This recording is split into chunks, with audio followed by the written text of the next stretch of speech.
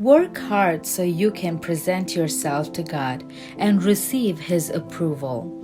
Be a good worker, one who does not need to be ashamed and who correctly explains the word of truth. This is what 2 Timothy chapter 2 verse 15 says. We all know to work really hard. Some people work hard to earn money. Some people work smart to gain knowledge.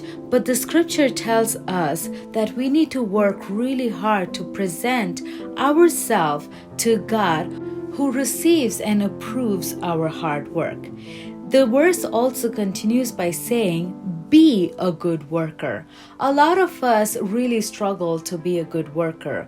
We find shortcuts, the crooks and hooks to get the work done. But the scripture here clearly tells us that we should do a good work that does not need to be ashamed and who correctly explains the word of truth. If we work diligently with the fear of God, we will be able to present ourselves with boldness and not be ashamed of our work. The verse continues by saying, avoid worthless, foolish talk that only leads to more godless behavior.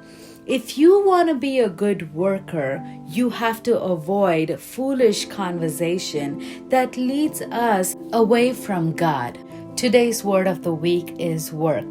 Colossians 3:23 says, work willingly at whatever you do, as though you were working for the Lord rather for people. Whatever we do, we ought to do for God, knowing that our reward comes from the Lord, and with fear and trembling offer our work to God, which He will reward according to our deeds. The verse continues by saying, remember that the Lord will give you an inheritance as your reward, and that the master you are serving is Christ. We may work under people, you may have boss, but remember the ultimate boss is Christ Himself. So whatever you do, do unto Him.